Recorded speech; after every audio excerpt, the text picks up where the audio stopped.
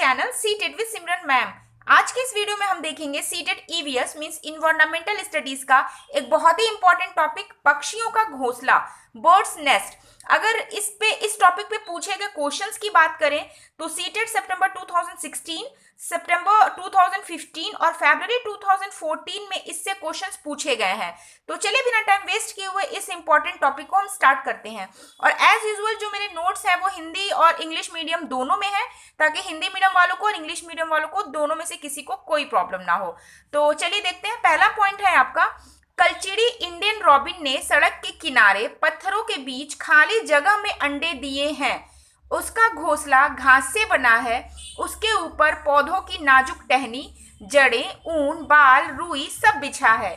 कलचिड़ी का घोंसला ऐसा ही होता है क्योंकि उसके बच्चों को आरामदायक घर और बिस्तर चाहिए होता है। एग्जाम में इससे क्वेश्चन ऐसे ही पूछा जाता है कि मतलब ये जो चिड़िया है या ये बर्ड है इसका घोंसला किस तरीके से बना होता है। जैसे ये इंडियन रॉबिन का कैसे बना होता है, कौवा अपना घोंसला कहाँ बनाता है, जो फाख्ता होती है जिसको डव कहते हैं वो अपना घोंसला कहाँ बनाता है। तो ऐसे ही क्वेश्चन इससे पूछे गए। ठीक है, तो ये जो पहला पॉइंट है इस टॉपिक का एकदम नॉर्मल है, ऐसा कुछ नहीं कि बहुत समझाना है, बस आपको ये ध्यान रखना है कि ये अपना घोंसला बनाता कहाँ है। ठीक है, और इसके घोंसले में होता क्या क्या चीजें हैं। ठीक है ना, यही लगभग सारे चिड़ियों के बीच में डिफरेंस का वो बनेगा। ठीक है, नेक्स्ट देखिए पॉइंट इस टॉपिक का, कौवा पेड़ की ऊंची डाल पे घोंसला बनाता है। कौवे के घोंसले में लोहे के तार और लकड़ी की शाखाएं भी होती हैं। देख रहे हैं, तो कौवे का क्या है कि ये पेड़ की ऊंची डाल पे घोंसला बनाता है, और इसके घोंसले में क्या डिफरेंस है कि लोहे के तार और लकड़ी की शाखाएं भी होती हैं। तो यही डिफरेंस है इन दोनों में। ठीक है, नेक्स्ट पॉइंट देखिए इस टॉपिक का, कोयल अपना घोंसला नहीं बनाती है। ये तो सब जानते हैं, हम लोग भी बचपन से सुनते आ रहे हैं कि कोयल अपना घोंसला नहीं बनाती है। कोयल अपना घोंसला नहीं बनाती है, वो कौवे के घोंसले में अंडे देती है। कौवा अपने अंडों के साथ कोयल के अंडों को भी सेता है। ठीक है, तो ये हम लोग काफी पहले से सुनते आ रहे हैं, ये भी नॉर्मल पॉइंट है। ठीक है, नेक्स्ट पॉइंट देखिए, फाख्ता, जिसको मैंने कहा ना कि डव कहते हैं, डव। फाख्ता कैक्टस के कांटों के बीच या मेहंदी की मेढ़ में अपना घोंसला बनाती है। ये भी पूछा गया क्वेश्चन है कि फाख्ता कहाँ अपना घोंसला बनाता है, तो ये पॉइंट हो गया। ठीक है, नेक्स्ट पॉइंट देखिए आप, गौरैया आमतौर पर घर में या आसपास दिखाई देती है। वह कहीं भी घोंसला बना लेती है, अलमारी के ऊपर, आईने के पीछे, घर की दीवार के आले में। तो ये भी आपको पॉइंट आई होप कि समझ में आ रहा होगा। एकदम नॉर्मल पॉइंट्स है, ऐसा कुछ नहीं है कि बहुत कॉन्सेप्ट है जिसको समझाना है। एक बार भी पढ़ लेंगे, दिमाग में रख लेंगे तो वो चीजें याद रहेंगी। ठीक है, नेक्स्ट पॉइंट देखिए, कबूतर भी ऐसे ही अपना घोंसला बनाता है, पुराने मकान या खंडहरों में। ठीक है, ये कबूतर के बारे में हो गया। अब देखिए ये बड़ा इंटरेस्टिंग से चिड़िया है, इसको बोलते हैं बसंत गौरी। इसका देखिए, बसंत गौरी जो गर्मियों में टुक टुक करते रहते हैं, पेड़ के तने में गहरा छेद बनाकर उसमें अंडे रखते हैं। तो ये आप लोगों ने सुना भी होगा गर्मियों के दिनों में, कई बार मैंने तो सुना भी, मैंने तो देखा भी है इसको ऐसे, मतलब ये आवाज भी मैंने प्रॉपरली सुनी हुई है। तो बसंत गौरी, जिसको कि बारबेट कहते हैं या कॉपर स्मिथ भी कहते हैं, ये टुक टुक टुक टुक करते रहते हैं और पेड़ के तने में गहरा छेद बनाकर उसमें अंडे रखते हैं। अब देखिए यहाँ पे एक इंपॉर्टेंट पॉइंट है जिसको मैंने अभी नोट में लिखा हुआ है, जो अभी मैं आपको दिखाती हूँ, कि बसंत गौरी की तरह ही एक और होता है चिड़िया जो मतलब पेड़ की जो तने होते हैं उसमें छेद बनाता रहता है। और आई होप कि आप समझ रहे होंगे, उसको कटफोड़वा कहते हैं। ठीक है ना, वुड पेकर कहते हैं। तो वो भी आपको दिमाग में रखना है, मतलब कंफ्यूज नहीं होना है। ठीक है, तो उस पॉइंट को मैंने नोट्स के फॉर्म में दिया है, वो मैं अभी आपको दिखाती हूँ। देखिए नेक्स्ट पॉइंट है इस टॉपिक का,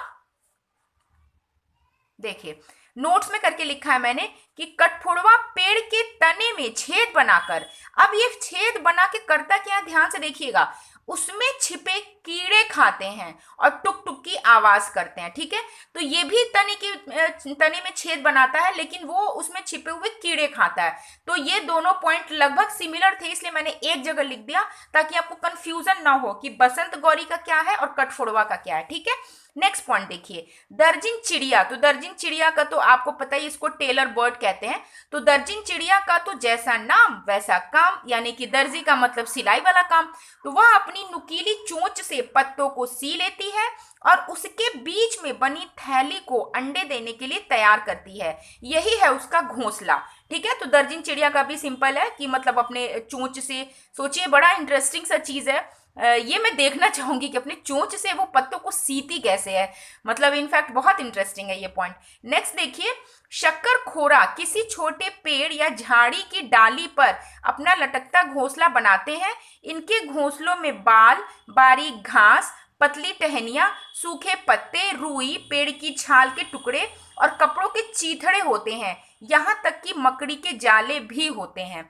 ठीक है, देख रहे हैं। तो ये जो है शक्करखोरा जो है, इसका भी आपने देखा होगा, इस मतलब एकदम लालटेन की तरह लटकता हुआ घोंसला दिखता है। ये भी देखा हुआ है। ठीक है, तो वो इन्हीं का है, होता है शक्करखोरा, जिनको कि हम सनबर्ड कहते हैं। ठीक है, अच्छा ये तो आपको पता ही होगा कि हिंदी मीडियम वालों को भी तो इतना पता होगा कि जो कलचिड़ी होती है उसको इंडियन रॉबिन कहते हैं, कौवा तो क्रो होता है। ठीक है, और सबकी इंग्लिश मैंने नीचे लिखी हुई है। कोयल को कोयली बोलते हैं, फाख्ता को डव बोलते हैं। वो डव साबुन नहीं, एक्चुअली डव साबुन पे जो बर्ड बना होता है ना, वही फाख्ता है। ठीक है, नेक्स्ट देखिए, गौरैया जो है उसको स्पैरो कहते हैं, कबूतर को पिजन कहते हैं, बसंत गौरी को बारबेट या कॉपर स्मिथ कहते हैं। ठीक है, और दर्जन चिड़िया को टेलर बर्ड कहते हैं, शक्करखोरा को सनबर्ड कहते हैं। अब आ गया इस टॉपिक का लास्ट पॉइंट। ये तो मुझे सबसे इंटरेस्टिंग लगा एक्चुअली, कि सभी नर वीवर पक्षी। तो ये जो वीवर पक्षी है इसको हिंदी में बया भी कहते हैं, बया, अपने अपने घोंसले बनाते हैं। सारे नर वीवर पक्षी, मादा वीवर उन सभी घोंसलों को देखती हैं, उनमें से जो उसे सबसे अच्छा लगता है उसमें ही वह अंडे देती है। बड़े ठाट है इसके फीमेल वीवर के, कि मतलब उसके लिए इतने सारे घोंसले बनाए जाते हैं, और मतलब वो सारे घोंसलों को ऑब्जर्व करती है पहले, उसको जो सबसे सुंदर लगता है या जो सबसे अच्छा होता है, उसको कंफर्टेबल जो सबसे लगता है, उसको वो चूज करके उसमें अंडे देती है। तो बस यही इसका लास्ट पॉइंट था। आई होप कि आपको इस टॉपिक के सारे पॉइंट्स क्लियर हो गए होंगे। हाँ, लास्ट पॉइंट है, ये लास्ट पॉइंट था। आई होप कि आपको इस टॉपिक के सारे पॉइंट्स क्लियर हो गए होंगे। और अगर आपको ये वीडियो यूजफुल लगी हो तो इस वीडियो को लाइक करिए और कम से कम सीटेड स्टूडेंट्स के साथ इसको जरूर शेयर करिएगा। मेरे चैनल पे नए हैं तो चैनल को सब्सक्राइब करके बेल आइकन को प्रेस करके ऑल पे क्लिक करिएगा, ताकि मेरे आने वाली हर वीडियो की नोटिफिकेशंस आपको खुद ब खुद मिलती जाए। और अगर आपको किसी टॉपिक में प्रॉब्लम है, कोई टॉपिक चाहिए, उस टॉपिक पे वीडियो चाहिए, तो बेझिझक मुझे कमेंट बॉक्स में लिखें, मैं उसका आंसर जरूर करूंगी और वीडियो भी बना के डालूंगी।